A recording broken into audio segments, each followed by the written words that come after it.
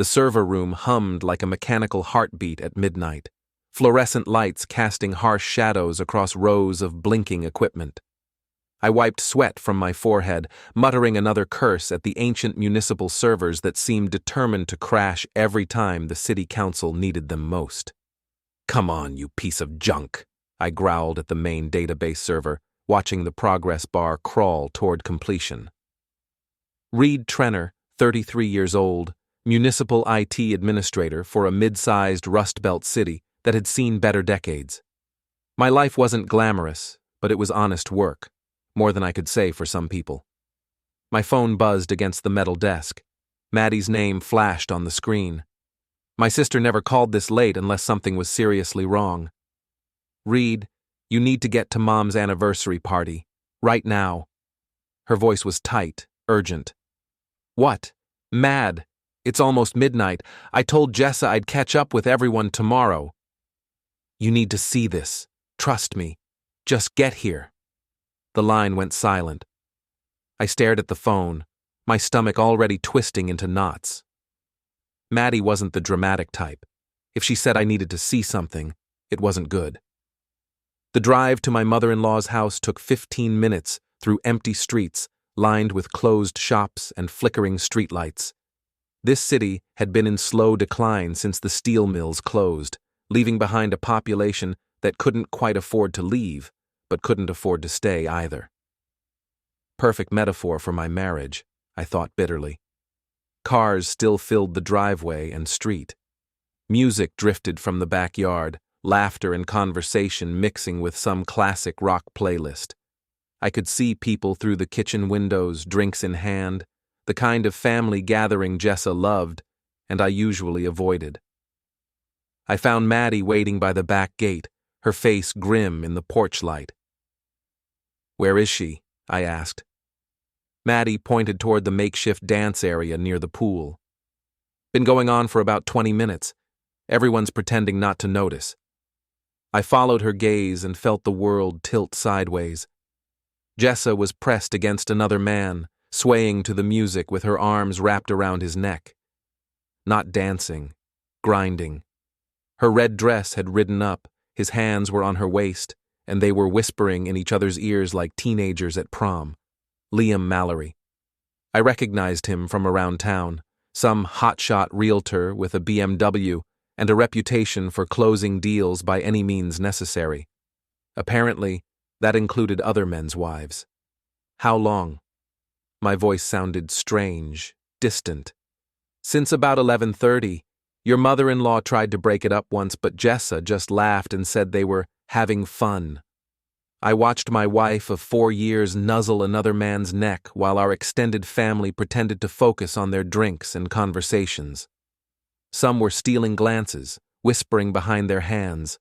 Others stared openly, waiting to see what would happen when I showed up. "What are you going to do?" Maddie asked softly. I didn't answer. Couldn't answer. My brain felt like one of those crashed servers, frozen, unresponsive, needing a hard reboot. Jessa looked up and saw me standing there. For a split second, something flickered across her face. Guilt? Fear? Then she smiled and waved like nothing was wrong. "Reid, you made it!" She disentangled herself from Liam and walked over, slightly unsteady on her heels. "I thought you were working all night." "Server crashed. Fixed it." The words came out flat, mechanical. "Well, good. Come meet Liam. He's been telling me about this amazing property development downtown." She grabbed my arm, trying to pull me toward her dance partner. Liam extended a hand, grinning like we were old friends. "Reid, right? Jessa's told me so much about you. It work, that's fascinating stuff." I looked at his hand, then at my wife, then back at the hand. Everyone in the immediate area had gone quiet, watching this little drama unfold. "I need to go," I said. "What, but you just got here." Jessa's voice pitched higher. "It's just a party, Reid. Don't be so serious all the time." Just a party. Right.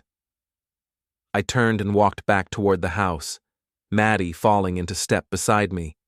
Behind us, I could hear Jessa calling my name, her voice taking on that sharp edge it got when she didn't get her way. "Reid! Reid! Come back here! You're being ridiculous!"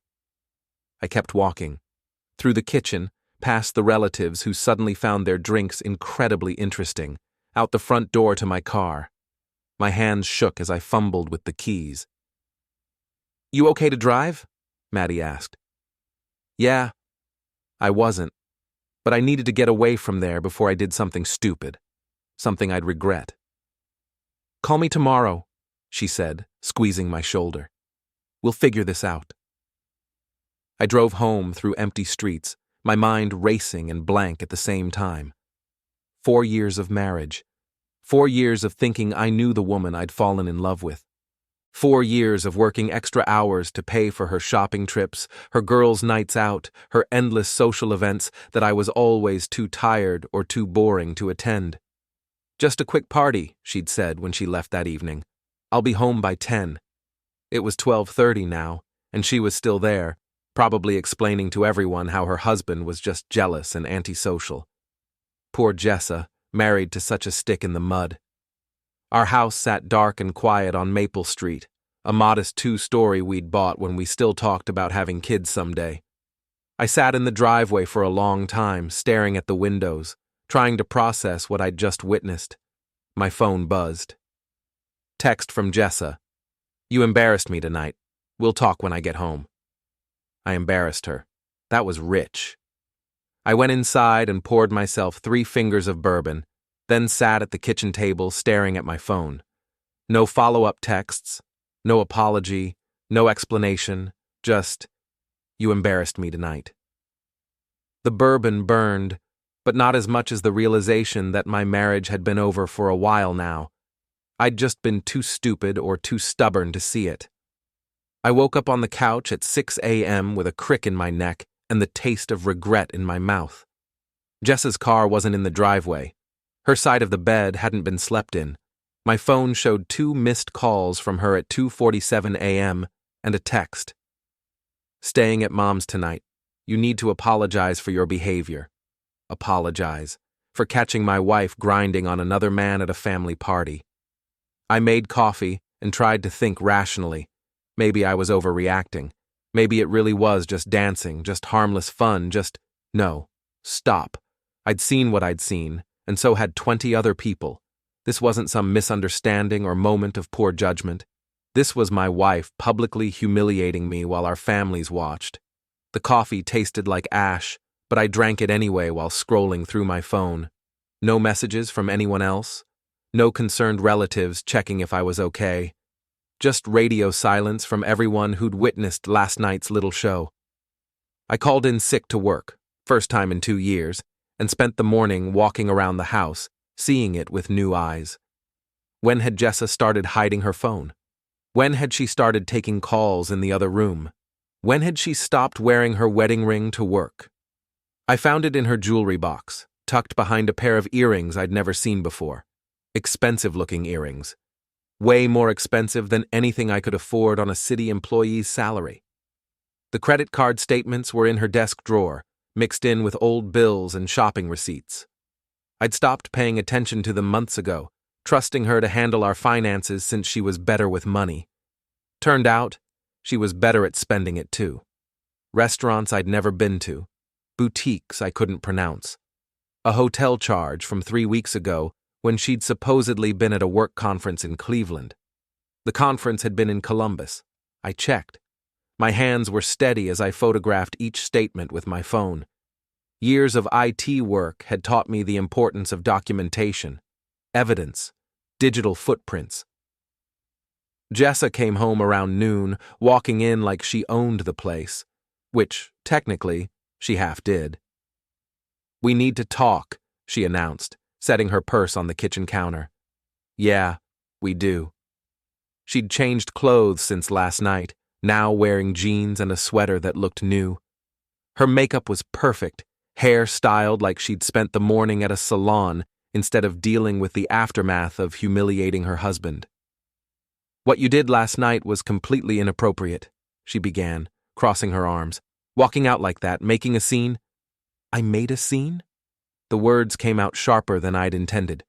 I walked out quietly. You're the one who was putting on a show for everyone. It was just dancing, Reid. God, you're so paranoid. Dancing. I pulled out my phone, scrolled to the photos I'd taken of the credit card statements. Is that what you call it when you check into the Marriott with someone who isn't your husband?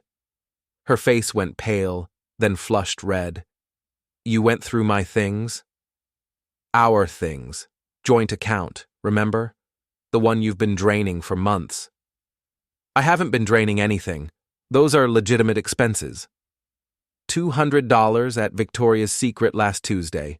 Dinner for two at Romano's on Thursday. You told me you were working late both nights. She opened her mouth, closed it, then tried a different approach. You're being controlling. This is exactly why I need space, why I need friends. Friends like Liam? Yes, like Liam. He's interesting, he's successful. He doesn't spend his whole life buried in computer screens complaining about everything. There it was. The truth, finally. Not an affair, at least not yet, but something worse. A complete loss of respect for the man she'd married. How long? I asked. How long what? How long have you been seeing him? We're not seeing each other, we're friends. We talk. He listens to me, which is more than I can say for how long. She looked away, fidgeting with her bracelet. A couple months. We met at that real estate seminar I went to. He's been helping me understand investment opportunities. Investment opportunities. Right. And last night? That was just friendly investment advice? Last night was, I had too much to drink. Things got a little carried away. It didn't mean anything. The casual way she said it, like our marriage was so worthless that publicly disrespecting it didn't mean anything, hit harder than I'd expected. Pack a bag, I said quietly. What? Pack a bag. Go stay with your mother or your sister or Liam, I don't care. But you're not sleeping here tonight. You can't kick me out of my own house. Watch me. I walked to the front door and held it open. Bag. Now, or I'll pack it for you. She stared at me like she'd never seen me before. Maybe she hadn't. Maybe the Reid she knew was the one who worked late without complaining, who paid the bills without questioning them, who smiled and nodded when she criticized his clothes or his job or his lack of ambition. That Reid was done. This is ridiculous, she said, but she was already moving toward the stairs. You're overreacting to nothing. Jessa? She turned back. The earrings in your jewelry box, the ones that cost more than I make in a week, those from your investment advisor too? She didn't answer, just climbed the stairs with heavy footsteps. 20 minutes later, she came down with an overnight bag and her laptop case. I'll be at Mom's, she said. When you're ready to be reasonable, call me. The house felt different after she left. Quieter, but not empty. Like a weight had been lifted that I hadn't realized I was carrying. I spent the afternoon going through everything. Bank statements, phone bills, credit reports, building a timeline of lies and omissions and small betrayals that had been adding up for months. The pattern was clear once I knew what to look for. Late nights that coincided with Liam's social media posts at the same restaurants. Charges for clothes she'd never worn around me. A second cell phone line I'd never heard about. My phone rang around 5. Maddie. How are you holding up? She asked. Been better. Been worse. Mom called, said Jessa showed up crying about how you're being unreasonable and controlling. And what did you tell her? That maybe if she didn't want to deal with the consequences, she shouldn't have been dry-humping some guy in front of the whole family. Despite everything, I almost smiled. Thanks. So what's the plan? You filing for divorce? I don't know yet. Maybe. Probably. Want some advice? Sure. Document everything. Every lie, every expense, every time she's been somewhere she said she wasn't. Guys like you, nice guys, you always think you can fix things by being reasonable. But she's not being reasonable, Reid. She's been playing you for months. After we hung up, I sat in the kitchen staring at the evidence I'd collected. Photos, statements, receipts, a timeline that painted a picture of a woman who'd checked out of her marriage emotionally and financially months ago. The question was, what was I going to do about it? 3 days passed with no word from Jessa, except a text asking me to stop being childish, and another demanding I transfer money to her account for expenses. I ignored both. I'd taken the rest of the week off work, telling my supervisor I had a family emergency. Not technically a lie. My family was definitely experiencing an emergency, just not the kind that generated sympathy. I spent those days doing research, not just on my wife's activities, but on my options. Divorce law in Ohio, property division, spousal support, the mechanics of untangling a life I'd thought was permanent. Friday afternoon, my phone rang. Unknown number. "Reid, this is Liam Mallory. I think we should talk." I almost hung up. Almost. But curiosity won out. About what? About this situation with Jessa. Look, I think there's been some misunderstanding. No misunderstanding. I saw you with my wife. Right, but it's not what you think. We're friends, that's all. Business associates. The other night, things just got a little out of hand. Business associates. That was a new one. What kind of business? Investment opportunities. Real estate development. Jessa's got a good head for numbers, and I've been showing her some properties that might interest you both. The lie was smooth, practiced. He'd probably used it before. Which properties? A pause. Well, there's a strip mall development on the east side. The one that got rejected by the Planning Commission last month? Another pause, longer this time. You seem to know a lot about city business. I work for the city, Liam. I know exactly which developments get approved and which ones get shot down for being financial scams. Look, Reid, I think we got off on the wrong foot. We didn't get off on any foot. You were grinding on my wife at a family party. There's no right foot for that. She said you guys were having problems. Said you'd been talking about separation. She said what? That you'd been fighting a lot. That you were probably going to split up anyway. I never would have. If I'd known she was lying. The line went quiet. I could practically hear him realizing he'd said too much. She told you we were separating? Look, maybe I misunderstood. When did she tell you that, Liam? I don't remember exactly when. Maybe a month ago? 6 weeks? We were just talking, and she mentioned that things weren't great at home. 6 weeks ago. Around the time she'd started working late more often. Around the time she'd stopped wearing her ring to work. Thanks for the call, I said, and hung up. So it wasn't just an affair. It was a planned exit strategy. She'd been laying the groundwork for months, positioning herself as the victim of a bad marriage, setting up her next relationship before ending her current one. Classy. My phone buzzed with a text from an unknown number. This isn't over. We should meet face to face like men. Liam, apparently, wasn't done. I stared at the message for a long time, then typed back, "Tomorrow, Murphy's Bar, 7 p.m. Murphy's was a dive bar on the south side, the kind of place where city workers went to complain about their bosses and their ex-wives. Appropriate venue for what was shaping up to be an unpleasant conversation. I spent Saturday preparing.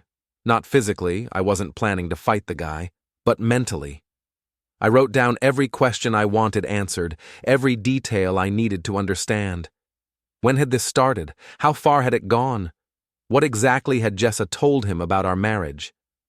Murphy's was crowded for a Saturday night, filled with the usual mix of blue-collar workers, college kids, and people with nowhere else to go. I found a table in the back and ordered a beer I didn't want. Liam showed up 15 minutes late, probably thinking it made him look important. He was younger than I'd expected, maybe 28, 30 at most, with the kind of aggressive confidence that came from closing deals and breaking hearts. Reid.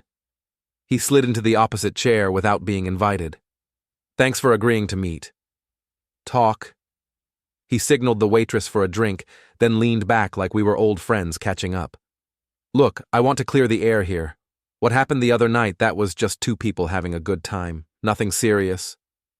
Define nothing serious. We haven't slept together, if that's what you're asking. But you want to. He shrugged. She's an attractive woman. But she's married, and I respect that. You have a funny way of showing respect. His drink arrived. Whiskey, neat. He took a sip and studied me like I was a problem he needed to solve. Jessa says you don't appreciate her. Says you take her for granted. Jessa says a lot of things. She says you're boring, that you never want to do anything fun, never want to go anywhere or meet new people. Each word was calculated to sting, and they did, because there was truth in them. I was boring compared to him. I didn't have his money or his charm or his ability to make people feel special. She also says you guys haven't been intimate in months. That one crossed a line. My marriage is none of your business. It became my business when she started crying on my shoulder about how lonely she was. When was that? What? When did she start crying on your shoulder? First time. He hesitated, probably trying to remember which version of the story he'd told to whom. Few months ago. We met at a real estate seminar, started talking. Cut the crap, Liam. You're not here to apologize or clear the air. You're here because you're worried about what I might do. What I might say to whom. His expression shifted, became harder. What's that supposed to mean? It means I know about the development deals that never happened. I know about the investment opportunities that turned out to be pyramid schemes. I know you've been using my wife to get information about city planning decisions. That hit home. His face flushed, and his hand tightened around his glass. You don't know what you're talking about. The Morrison Street project, the one that got fast-tracked through approval last year. Jessa works in HR, but she has friends in the planning department. Friends who might have mentioned which projects were likely to get approved. That's completely legal, maybe. Ethical, definitely not. Insider trading? Possibly. We stared at each other across the table. The pretense of civility finally dropped. What do you want? He asked. I want you to stay away from my wife. And if I don't, then I start making phone calls to the planning commission, to the ethics board, to the newspaper. He leaned forward, voice dropping low. You threatening me? I'm explaining consequences. You think you can intimidate me? You think some loser IT guy can scare me? I think a loser IT guy with access to city records and a detailed understanding of municipal corruption statutes might be more dangerous than you realize. He finished his whiskey and stood up. This conversation is over. Yeah, it is. He walked away without looking back, but I could see the tension in his shoulders. Good. Let him worry about what I might do next, because I was just getting started. Sunday morning brought an unexpected visitor. I was drinking coffee and reading through more financial documents when the doorbell rang. Jessa's sister Monica stood on my porch, looking uncomfortable. Can I come in? I stepped aside, and she walked into the living room like she was entering a crime scene. Jessa asked me to come get some of her things, she said. What things? Clothes, her laptop charger, some jewelry. I nodded toward the stairs. Help yourself. She hesitated. Reid, can I ask you something? Sure. What really happened at Mom's party? I studied her face, trying to read her intentions. Monica had always been the reasonable one in Jessa's family, less dramatic, more practical. If anyone might listen to my side of the story, it would be her. You weren't there? I was in the kitchen most of the night. I heard there was some kind of fight, but Jessa won't give me details, just keeps saying you embarrassed her.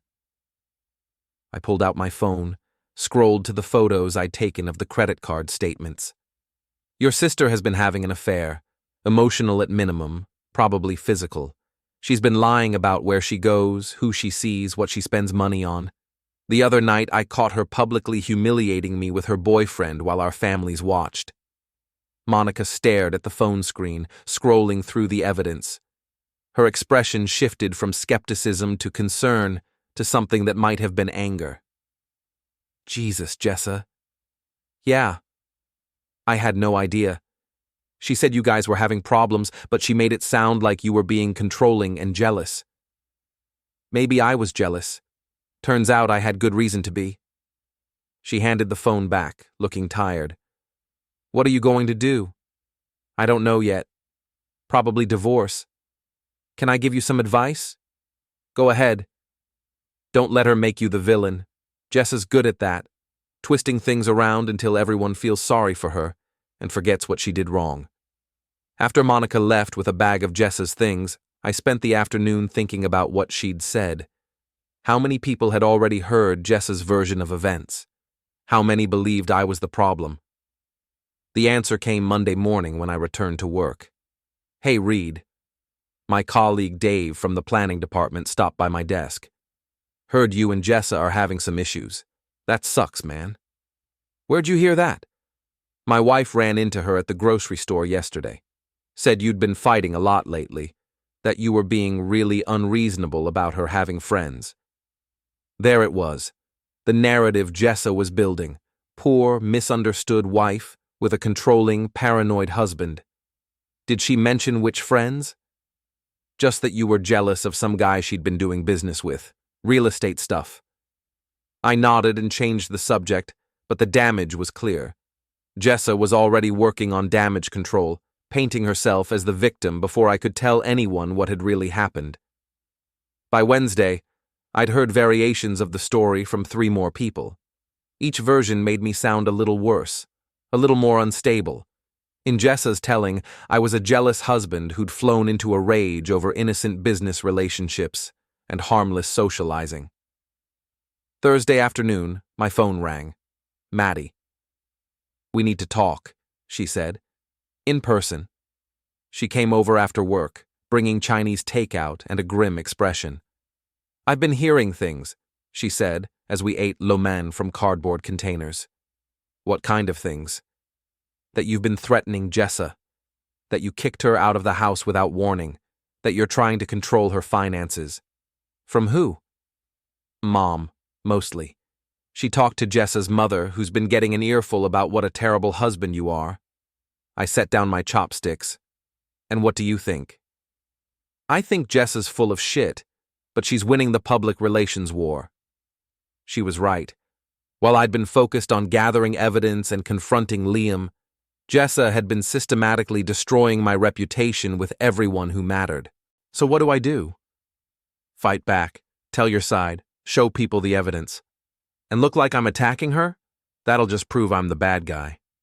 Reid, you're already the bad guy in her story. Might as well be the bad guy with the truth on your side. Friday night, I got my chance. The monthly city employees' social gathering was being held at Brennan's, a sports bar downtown.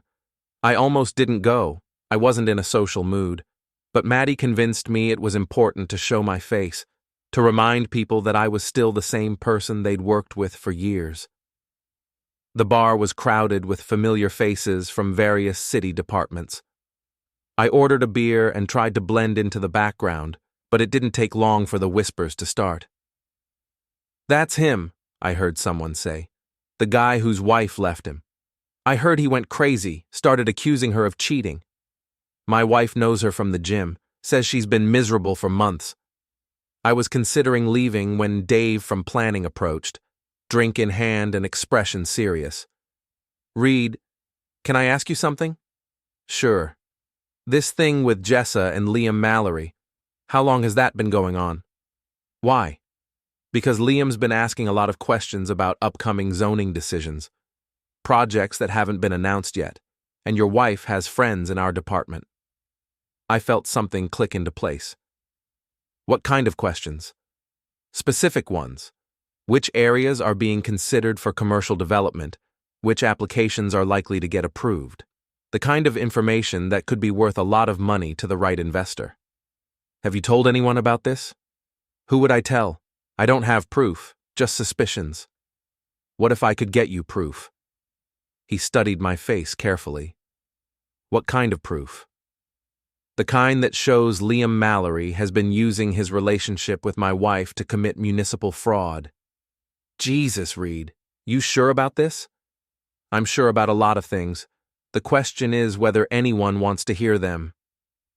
Dave looked around the bar, then back at me. There's a few people you should talk to.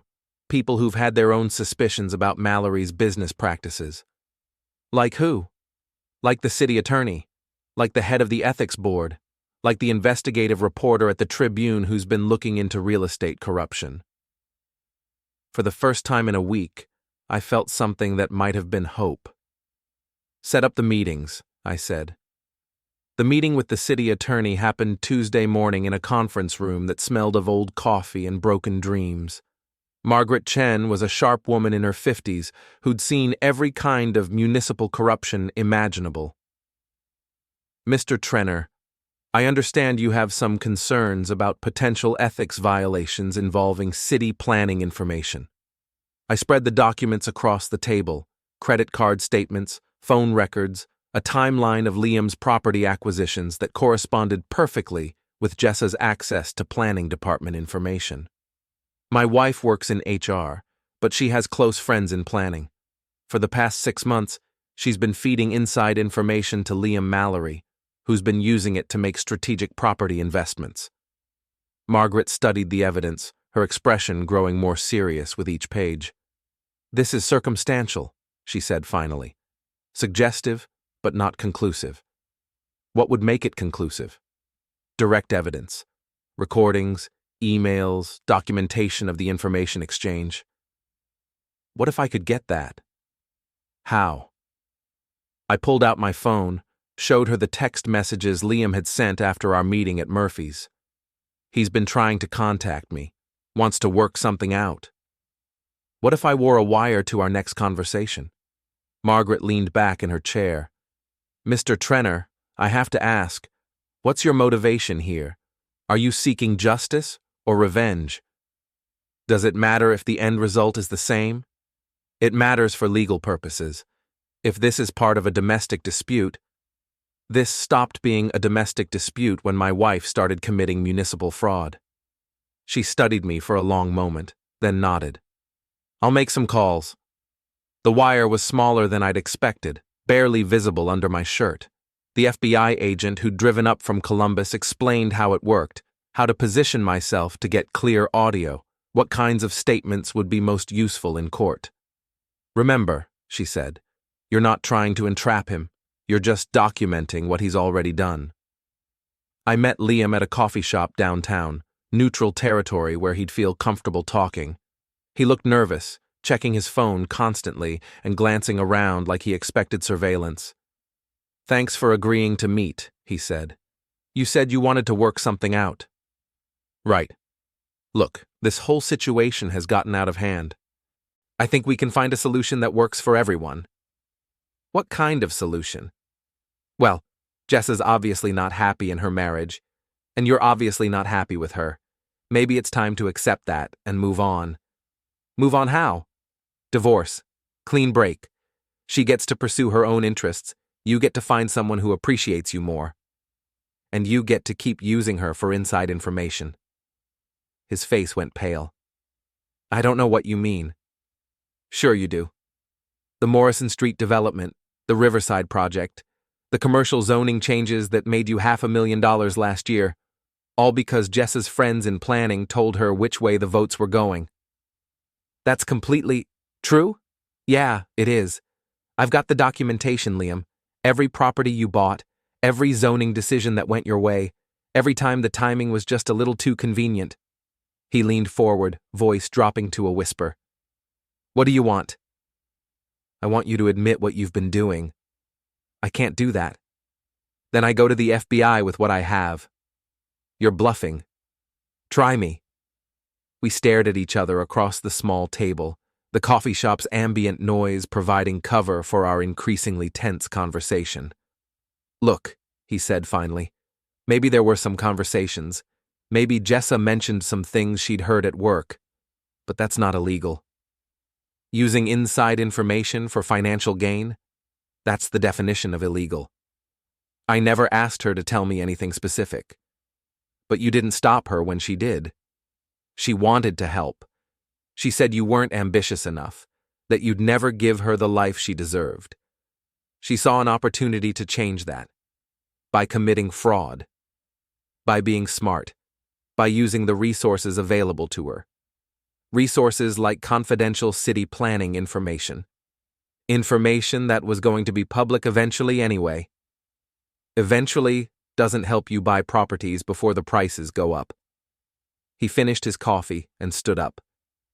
This conversation is over. No, it's not. Yes, it is. And if you try to cause trouble for me or Jessa, you'll regret it. Is that a threat? It's a promise. He walked out, leaving me alone with my coffee and a recording that would probably end his career and my marriage simultaneously. The FBI agent was pleased with the results. He didn't confess outright, but he came close enough. Combined with the documentary evidence, we should be able to build a solid case. What happens now? Now we investigate. Quietly. We'll need to interview your wife, probably offer her a deal in exchange for cooperation. What kind of deal? Depends on how much she was involved. If she was just passing along information without understanding the implications, she might get off with probation. If she was an active participant... She didn't finish the sentence, but I understood. Jessa's choices were about to catch up with her in a big way. The arrest happened 3 weeks later. I was at work when Dave from planning called to tell me that FBI agents had shown up at Liam's office with a warrant. By afternoon, the story was all over local news. Prominent realtor arrested for municipal corruption, investigation ongoing. Jessa called me that evening, hysterical. "They want to interview me," she sobbed. "They think I was involved in something illegal." "Were you?" "I don't know. Maybe. Liam said it was just business, that everyone did things like that." "What things, Jessa?" "Sharing information, helping friends make good investments. I thought I was being helpful." "You thought you were getting rich." "That's not fair." "Fair? You want to talk about fair? You humiliated me in front of our families, lied to me for months, stole money from our joint accounts, and committed federal crimes with your boyfriend. But I'm being unfair?" The line went quiet, except for her crying. "I need a lawyer," she said finally. "Yeah, you do? Will you help me find one?" I almost laughed. "You're on your own, Jessa." "Reid, please.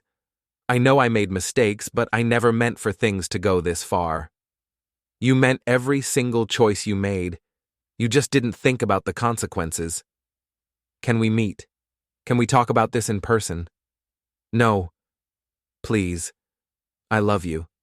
I know I screwed up, but I love you. You love what I represented. Security, stability, someone to pay the bills while you played house with your boyfriend." "That's not true." "Goodbye, Jessa." I hung up and turned off my phone. Outside, it was starting to rain, the kind of steady downpour that washed the streets clean and made everything look new again. For the first time in months, I felt like I could breathe. The divorce papers were filed on a Tuesday morning in October, exactly 6 months after the night that changed everything. I sat in my lawyer's office, signing documents that would officially end 4 years of marriage and officially begin whatever came next. "The criminal case actually helps us," my attorney explained. "Her involvement in the fraud scheme gives us grounds for fault-based divorce, which means more favorable property division." "What about spousal support?" "Given the circumstances? Unlikely. She's going to have bigger problems than alimony." The criminal investigation had moved quickly once Jessa agreed to cooperate. Faced with potential federal charges, she'd told investigators everything. How Liam had cultivated their relationship specifically to gain access to planning information. How she'd gradually been drawn into providing more and more detailed intelligence. How the money had seemed too good to refuse. Her cooperation earned her a plea deal, 2 years probation and community service in exchange for testifying against Liam. He wasn't so lucky. Federal fraud charges, conspiracy, bribery of a public official. He was looking at 5 to 7 years in prison. The local media had covered the story extensively, turning Jessa and Liam into cautionary tales about corruption and greed. The woman who'd worried about me embarrassing her had become the face of municipal scandal in our small city. I'd felt bad about that initially. Whatever she'd done, public humiliation was a harsh punishment. But then I remembered the credit card statements, the lies, the way she'd tried to make me the villain in her story. My sympathy had limits. The divorce hearing was scheduled for December, but Jessa's lawyer called in November to discuss settlement. My client is willing to waive any claim to spousal support in exchange for keeping her retirement account, he said. Counteroffer, my lawyer replied. She waives spousal support and gives up her claim to the house. She can keep the retirement account and her car. That seems harsh.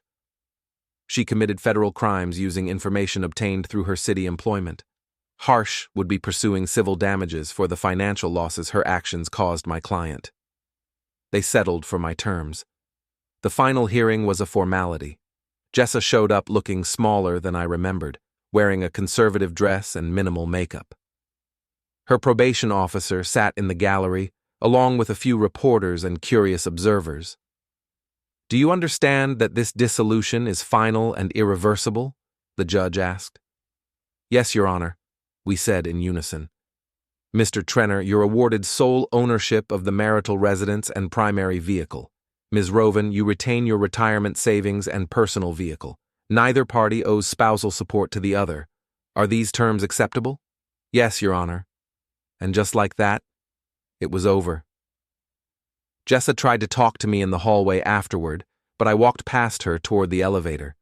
There was nothing left to say. I drove home through streets that looked the same but felt different. The house on Maple Street was mine now, officially and completely.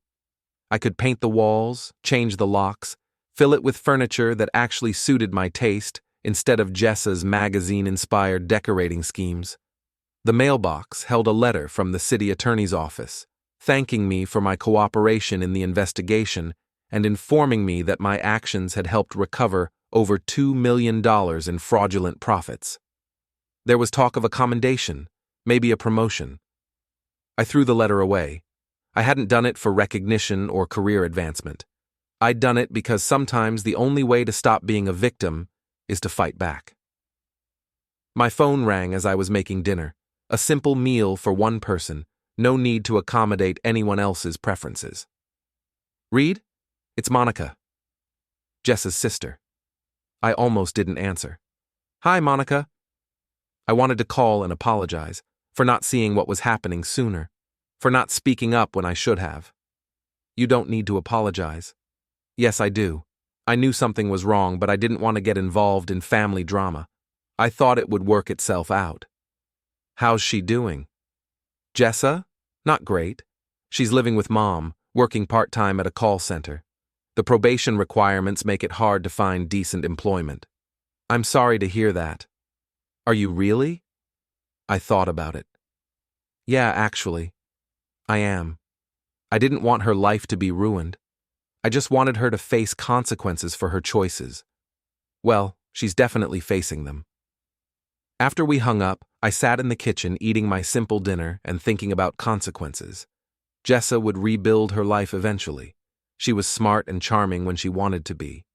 Liam would serve his time and probably start over somewhere else. The city would implement new ethics policies and move on to the next scandal. But the real consequence, the lasting one, was simpler. I'd learned to value myself enough to demand better treatment. I'd stopped accepting lies and excuses and half-hearted apologies. I'd discovered that being alone was better than being with someone who didn't respect me. The house felt peaceful in a way it hadn't for years. My house, my rules, my life. Outside, snow was starting to fall, covering the street in a blanket of white that made everything look clean and new. I poured myself a glass of wine and watched it accumulate on the windowsill, thinking about second chances and fresh starts, and the strange satisfaction that came from watching justice served cold. My phone buzzed with a text from an unknown number. "I hope you're happy now." Jessa, probably, from a new phone. One last attempt to make me feel guilty for the consequences of her own actions. I deleted the message without responding and blocked the number. Yes, I thought, looking out at the snow-covered street where I'd build whatever came next. I am happy now. For the first time in years, I was exactly where I belonged.